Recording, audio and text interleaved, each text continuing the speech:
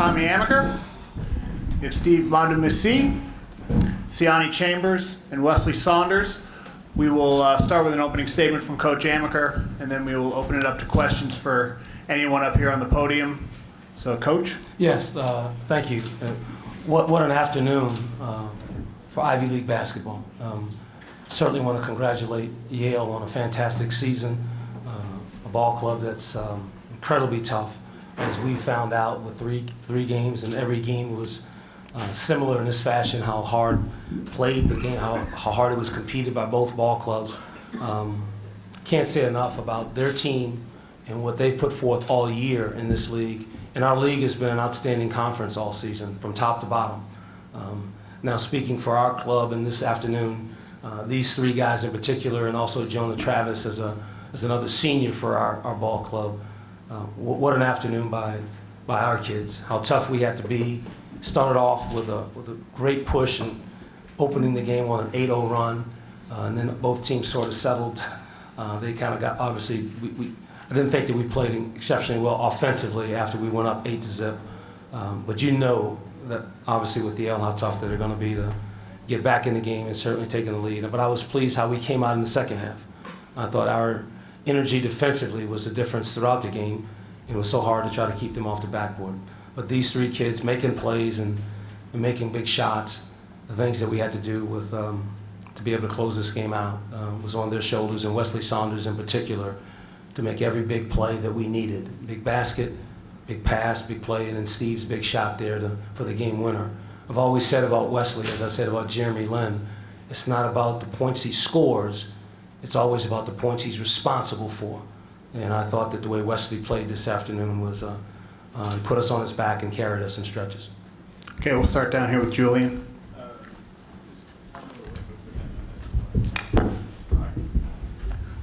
Thank you. Early in the second half, there's a possession where you size up the defense, you pass up the shot, inbounds, and then you end up turning the ball over. That was the last shot you passed up. What did you have going forward? I mean, I think it was in the huddle. Coach told me to just step up and take my shot. Previously, I've been hesitant to shoot it, and he was right. I've taken a shot hundreds of thousands of times in my career, and I just need to step up and shoot it. And it's just, Coach had confidence in me, my teammates had confidence in me to keep giving me the ball. And so when you have that going for you, you're going to hit some shots eventually, and that's what ended up happening. Does it strike a nerve when you see Wesley pass up the shot?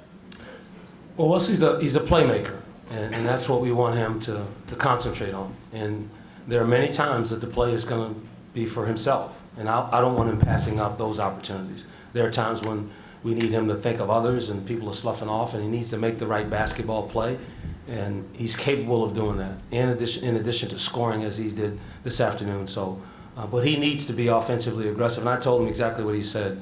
He's got to step up and take his shots because they were playing off a little bit, and he's good enough and tough enough to make those kind of plays and those baskets, and he showed that obviously this afternoon. Stay here in the front row with Dave.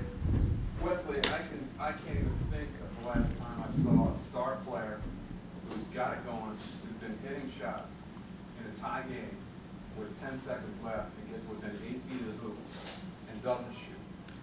Why did you do that? Because I was passionate to Steve. Yeah. but it just doesn't happen very often, and it was the right play, but why did you do that? Because I trust Steve, and I trust everybody else on our team. I mean, I trust Steve to knock down that shot more than I trust myself, maybe. So. You've been knocking down everything. I mean, so is Steve lately. He's been carrying us, honestly, down this last stretch, defensively, offensively. I knew that they were going to collapse on me when I got into the paint. And Steve, he played off of my penetration, and he knocked down the shot like I knew he would. Were you looking specifically for him? Did you know where he was going to be? Because he kind of moved from the right wing over to the top. No, I was just looking to make a play. I was just looking to make a play, and I got into the paint, and they collapsed like they had been doing all game. Steve made the right play to come behind and knock down the shot. Yep, second row. Wes, you guys have made the tournament the last 3 years. What was the motivation going into this game, like not wanting to be knocked out every fourth year last year? Oh yeah, definitely. I mean, as the senior class, we talked about it, about what we want our legacy to be. And so we wanted to to cement our legacy tonight, and come out and come out with a victory. And so we were able to do that. Yep, here in the front row. Steve, you missed that baseline jumper in the possession before the game winner. How much confidence do you have in the shot that Wes gave you? Was there any hesitation? Yeah, after missing that shot, to be honest, I completely forgot about it the second after. Matter of fact, I thought it was going in the entire time, but then when Wes made the play and the collapse, like you mentioned, I think he made the entire play. I was wide open. All I had to do was make the shot, and I figured I'd be making the shot for so many times in practice. So it was a matter of just be confident and make the shot. You took 3 earlier in the game. You only took 9 coming in. What's felt different about your outside shot in the last stretch? Just my teammates and the coaches telling me to shoot the ball when I'm open and trust my shot, because in the past I've been passing up shots a lot, and I think it's a matter of confidence, and lately I think just not think about it and just take the shot and make it. I think Corbin told me one time, the more you take it, the more you make it. So that's what I'm doing. Okay, here in front with Julian. And then we'll go to you, John. In terms of, how do you use this team in terms of, it seemed like it was the one that carried the weight of the success of the program, if that makes sense. I'm sorry, Julian. How do you use this team in a sense that it seemed like it's the one that carried the weight of the success of the program? Yeah, I think that's a great statement and analysis of our program. I mean, the few years that we've been able to string together, these kids obviously have won every year that they've been in our program, won our conference, going to the tournament.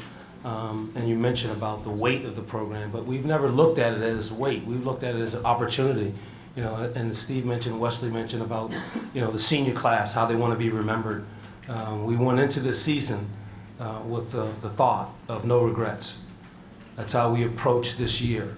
And I thought that was very fitting for this ball club. Like, when we look back and it's over, and we're not going to feel like, I wish we'd have said this, I wish we'd have done that, I wish we would have worked a little harder. We vowed to have no regrets. And I thought these kids throughout the whole season played pretty much in that manner. And obviously this senior class and what they've accomplished throughout their time,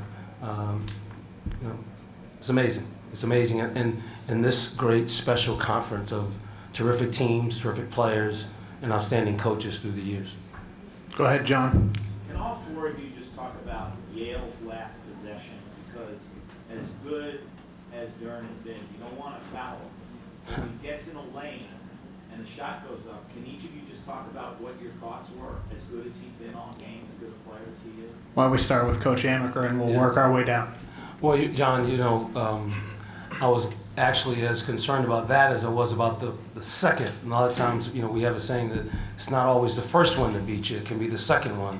Sometimes when that first one goes up, you get a tendency to turn and watch and look and stare, and guys are coming in to tip it in, offensive rebound. So I was just as concerned first with not fouling them, and then secondly, if they're going to, and they're a terrific offensive rebounding team. They're the best in our league, and they were doing a sensational job here this afternoon for a stretch there that I thought really allowed them to get back in it and take the lead. Was because of their ability to get on the glass. So I was concerned with not fouling, and then secondly, if they did miss it, or if he missed it, then we're going to be able to get the defensive board or not allow them to tip it in. So, but you're so right about not fouling in that situation to bail them out. And Dern is an outstanding player. He's had a great career, and those are the kind of plays he's always made for their program through the years. Steve? Yeah, like Coach mentioned, I think my fear was more on offensive rebound. They got 10 offensive rebounds the entire game, and they pounded the glass so hard throughout the game that after Durant missed that shot, and Justin Seas, I think, put it back, but it didn't go in. I was really scared, and then we were able to, we got lucky, to be honest, that the ball didn't go in. So it was more about the offensive rebound than the actual shot, first shot. Siani? From where I was standing, Wesley was on the ball. I set a ball screen, and Steve stepped up, take the charge. So our first priority was trying to keep him out of the lane. did not give him easy shots. So when Steve stepped up to take charge, he kind of altered the shot. And like Coach and Steve mentioned, as soon as the shot went up, I think everybody on the court, their mindset was we got to find a body and try to get box out and try to hopefully get the ball. Because like Steve said, they were hitting the glass hard all game, and they actually got a second chance at it. And then I was more worried about that shot, like Steve said, than the first shot. And then Wesley. Say something different. Yeah. So I was on the ball, and he beat me to the basket, but I knew that I couldn't foul, so I didn't want to do anything silly. I also knew that Steve, the defensive player of the year, was back there, so I knew that he would have my back like he's had all season, and so he stepped up. Like Siani said, he altered the shot, and then at that moment it was just about corralling the offensive rebound, which we weren't able to do, but luckily it rolled off. So we just got to count our blessings with that one. Yeah, here in the second row again. Siani, after those first two jumpers in the first half, it looked like it was going to be a big night for you, but you didn't force it from there on out. You kind of let the game come to you. Can you talk about your mindset a little bit tonight? Yeah, it was good to see the first two shots go in. Then I shot a bad shot, and Coach reminded me we don't want that. It's my job to run the team and make sure everyone else gets involved. And from that point on, when he reminded me of that, it was just orchestrate the offense. You know, Wes had it going on. He was only making all the plays, so it was my job to get him the ball so he could continue doing what he was doing. So it wasn't really up to me to force shots if Wes was out there making the right plays. It was my job to just get him the ball and make sure he made the right plays also, because that's our job on the team. Go ahead, Steven. Coach, so after Steve makes that shot, was there any consideration to call timeout and set up the defense? Yes, I actually tried, and obviously in those situations, officials don't see you or don't hear you, and they got it in, and they raced up the floor. But you're absolutely right. That was a thought, and actually tried. Sometimes you're not awarded that timeout. They don't see you, they don't whatever. So as fate had it, in that situation, I'm glad they didn't see me. Go ahead, yep. Yeah, I got two questions, if that's all right. Okay. I want to ask about on the final offensive possession, what you tell the guys about burning the clock down. Were you telling them to take the first open shot, or were you hoping, the shot would come with fewer than 7 seconds left? Yeah, we actually, in terms of going a little fast, but you have to take, what's there in terms of a clean look. And we were yelling at Wesley because he was raring to go early in the shot clocks, in the game clock situation. And we were certainly yelling from the bench, wait, wait, wait. And he danced with it and made plays, pulled it back, and, and then he got going. And then obviously we want him to, when he gets going, to make the right decision, make the right play. And to answer the question earlier about why did he do that, he did it because that was the play that he should make with people collapsing. And we talk a lot about, the go-to guy is the open guy. And that's the way we want basketball to be played at Harvard. We think of the old Celtics teams and being in Boston, and it's beautiful basketball when you play that way. And my second question, sorry to interrupt. It's all right. About Steve's defense on Yeah. Sears, especially with 4 fouls late in the game. I mean, this is 3 times now where he's equaled Sears or played better than him in this game. Well, Sears is an outstanding player. Voted player of the year in our conference, and terrific kid, and plays his heart out every time that we've played him, every time we've seen him on film, and being a junior, has had a terrific career thus far. But Steve obviously has had a magnificent 4 years at Harvard, and to be awarded the Defensive Player of the Year, and we were very, very proud of that. It hadn't happened, at Harvard, and for Steve to win that, I thought was very deserving, and obviously his defense on Sears and there are other post players, and it's never just one-on-one. So Steve will be the first to tell you, he gets help, and then obviously being a great defensive player that he is, he gives help.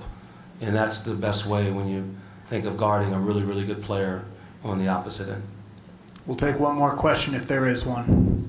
Curtis, go ahead. Tommy, there was a time when getting to the tournament was a measure of great success.